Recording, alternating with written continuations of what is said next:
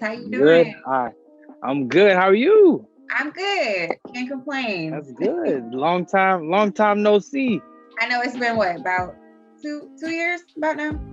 Yeah, Yeah, two. last time Yeah, I interviewed you. Yeah. yeah. That was a dope experience. I've seen you perform. You're super dope. I'm excited to Appreciate it. interview you. No I'm problem. excited for you to interview me too. That's what's up. So, you were in Yeah. ATL last week. Yeah. No, I was in ATO 2 weeks ago. Yeah, So, 2 weeks ago. during when all the craziness was happening. Unfortunately. Got you. All right. Well, look. Yeah. So, I want to say before we get into everything, super dope project. Thank Remember you. the name. Appreciate it. Really like that. I really like No Facade. That's my favorite. Okay. Thank you. No problem. So, tell these people really quick who you are before we get into it.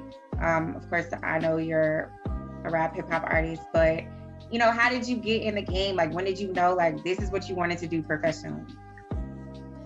Yeah. S-Clive, is definitely dedicated to music. I've been dedicated to music like a majority of my life. My Mhm. mother was a gospel singer, so you already know how that goes. So you already are born with the music, Yes. and my whole family is consisted of artistry, So it's like I was grown into this. I was like born into it, so it really became natural to me. Mm. And the more I kept at it, the better I got, Yeah. and the better I got, the more multifaceted I became. Mm. Definitely, have a art for music, passion for it. Step into the entrepreneurship level Yeah. was just like me branching out and doing a different aspect of the music, like the branding and stuff like that. Okay. Yeah, we're definitely gonna get into that. So, real quick. So you're born in Florida, and you grew up in Yep. Connecticut, or you're living here now, in Connecticut now, Yeah, right? yeah. That's where I'm staying at now. I was born in Broward County, Florida. Mm-hmm. That's for those who don't know, that's like where like Kodak lives and stuff like that. Artists like them. Mm-hmm. Um, moved to Connecticut at a young age. Yeah. It was like I was probably like a toddler, very young, and like it was just a different world. So Connecticut really it's a real get money state. That's all. Every time somebody asks Yeah. me what's Connecticut, I'm like, we get money. That's it. It's not much to it.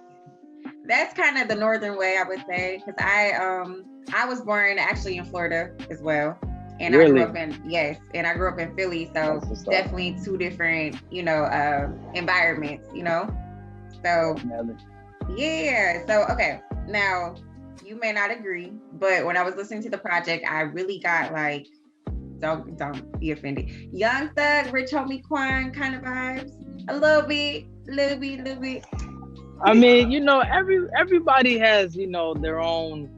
Because it's like I don't really get mad when people say stuff like that. You know what I'm saying? Because Okay. it's like if you listen to a lot of other people's artists, other Mm-hmm. artists, you'll start to catch tune to the certain flows and how they attack a beat. And like when you really think about it, every rapper has either a melodic flow, aggressive flow, or what I'm saying, like a chill flow, you know what I'm saying? And so this Yeah. project was really consistent on that melodic aspect. So I can't be mad if you say Young Thug, Rich Homie Quan, Well, but they're some of my yeah, favorites, so that's a compliment. yeah, Okay, that's a yeah, compliment. yeah.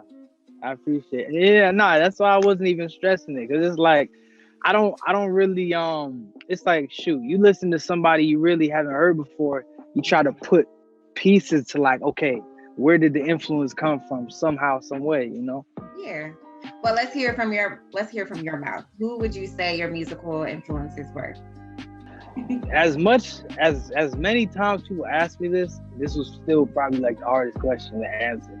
Okay. Because it's just like it's so many like inspirations I had when I was young to when I have now. Like I know growing up listening to like Jeezy, was like one of my biggest inspirations, you know? So it's like, and it's like, you know, our age, our millennial age, it's like we're in the middle. So we're like the OGs and the young guns at the same time, you know? So it's like, I grew up based off of realness, you know what I'm saying? Listening to music, like putting real meaning behind bars and, you know, storytelling the right way, you know? So definitely GB, you know, other inspirations was like, of course, my mom, because, you know, she's the one who taught me most of the stuff that I'm listening to today, you know. It's a lot of like contributing artists, you know, but most likely a true inspiration, I would say, not trying to sound too confident, was like myself, because I try to better myself and I listen to myself all the time to see how, you know, I can continue to, you know, improve and ascend, you know. You know, that's real. I can only respect that. I feel like just being human, we're gonna get, you know, inspiration from others, right? But it's not, it's nothing like, you know, looking into yourself and being like, you know, this is me. This is my voice. This is my, you know, this is what I bring to the table. So I appreciate that confidence. Now, I can tell you definitely have an ear for music, you know. I know you said your mom was like a big influence. Do you have any like professional training, or like, can you play any instrument?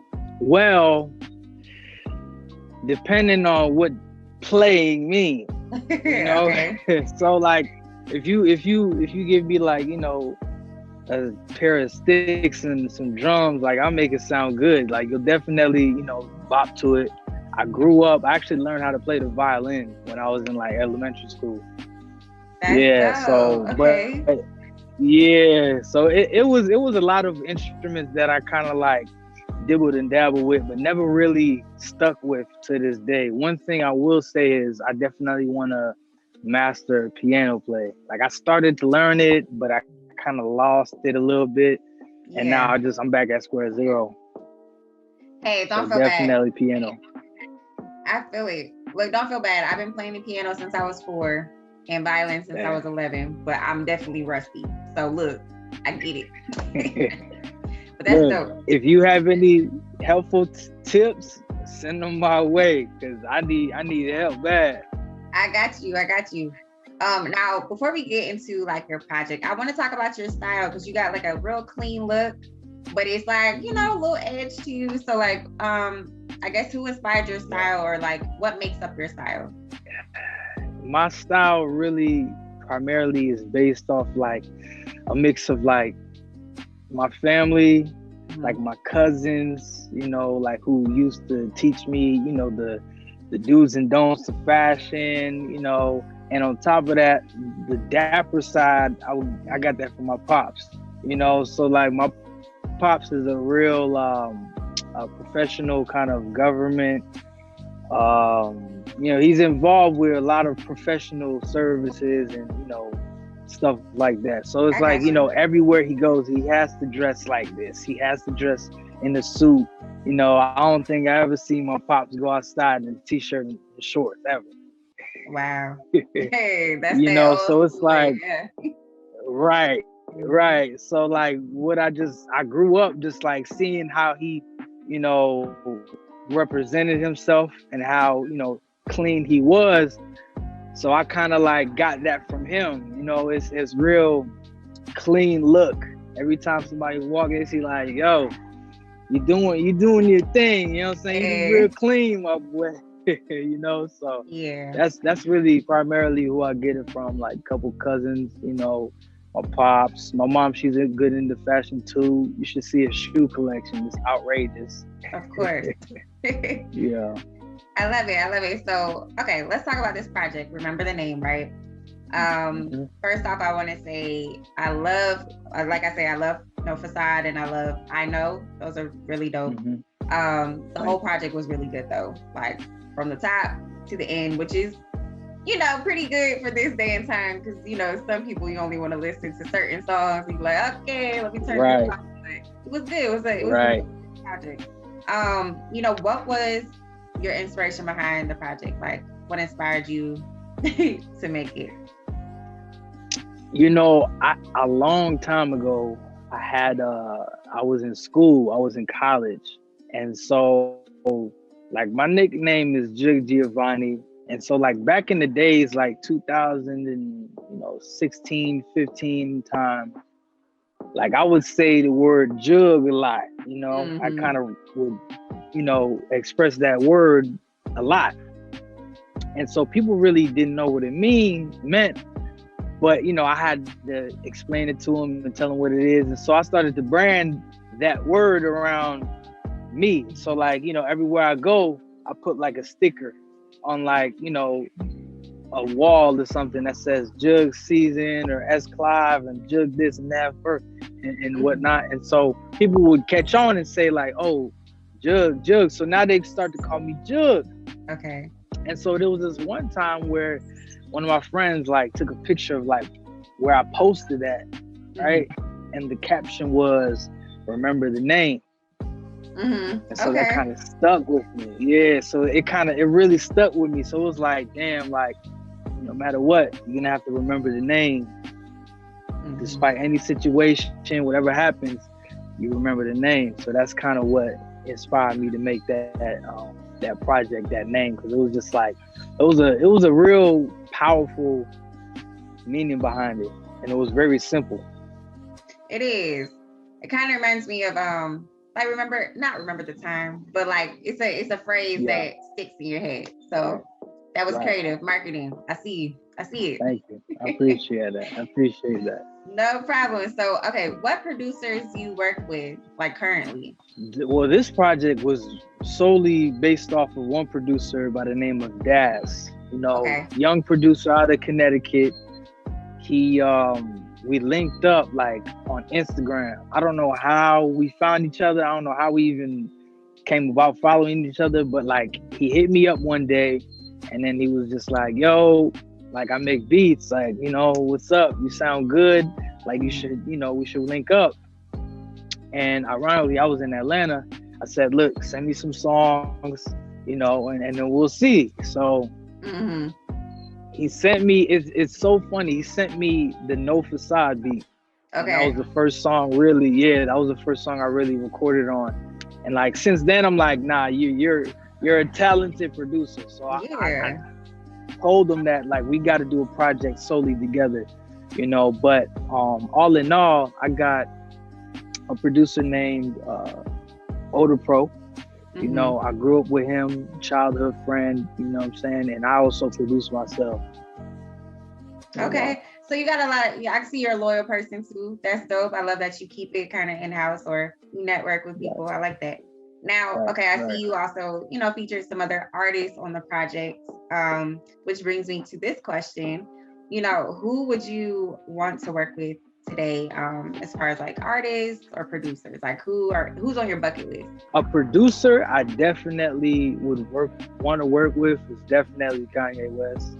Hey, okay. And maybe he's a genius. It's like, everybody calls him crazy, but it's the crazy people who are really the geniuses at the end of the day. So definitely Kanye West, maybe on both sides, the producing and rapping aspect. I always wanted to get a Rick Ross kind of song with him. Like, it's like you can't not have a Rick Ross feature. Yeah, you made it once you did that. Right. Right. And so one other artist I would say I really want to work with is most likely Pusha T. Okay. Pusha T. Yeah. Okay. Pusha T was a big influence in my later adult years. Okay. All right. I see. Okay. So you like the greats. You're not really into this whole new school rap type of vibe. Yeah. Well, it's good. I like the new school. It's cool. It's dope. But just like Drake's Pop said, real music lasts. All that other bull crap is here today and gone tomorrow. You know what I'm saying? Yeah. He was driving. Not to get into Drake too much, but whatever. The last album he dropped is that one song, I forgot what it's called, but he dropped one bar. it's something like, you know, something about like nobody knows why people are famous anymore. Like people just, I forgot. Yeah, so yeah, he was dropping some bars in that. So I feel you. So tell me more about Anti Records. Are you the founder? Yes, I am the founder. Okay. Anti Records, the label, the lifestyle, you know, the gang, whatever you want to call it. The gang. It's just, no. You know, not that kind of gang, okay. But you know, like cool in the gang. You know okay. Got you. You gotta clarify. You know? Yeah. So it's definitely just a label that I just wanted to have ownership for, because I feel like nowadays independence is, you know, all over the place. So I just want to gain my own independence, build my own foundation, maybe, you know, branch out, you know, when that time comes. You know, it's just being different. That's really all it is about, just being different, being opposed to, you know, everybody else in a good way. So, okay, what is your overall plan? Like, do you plan to sign other artists? You know, is it going to be like, I guess it's a record label at this point, right? Yeah, I definitely want to sign other artists. Okay. You know, I know that it's a long process, because, you know, you got to find the best person fit, but, you know, it's just all about organic and genuine things that connect people. So during this road, I may meet people along the way that just genuinely have the same mindset as me. So I definitely do want to. I can tell you smart. That's no problem. So, okay, look. So we're in a big, you know, social media we're currently in the social media generation, I guess we could say it like that, right? So how do you stand out in a market that's so saturated? Because when I say saturated, I'm not saying, you know, the way it works now, anybody could blow up. You know, post the right TikTok, you could be famous overnight, right? Or, you know, make the right deal with somebody, you made it. But I'm saying, like, it's so hard, right? It's a lot harder than it maybe once was. How do you, you know, especially with your marketing tactics, like, what is your game plan? How do you stand out? To be as simple as possible, I just be me. You know, that's the best way. That's the best person to be, is you.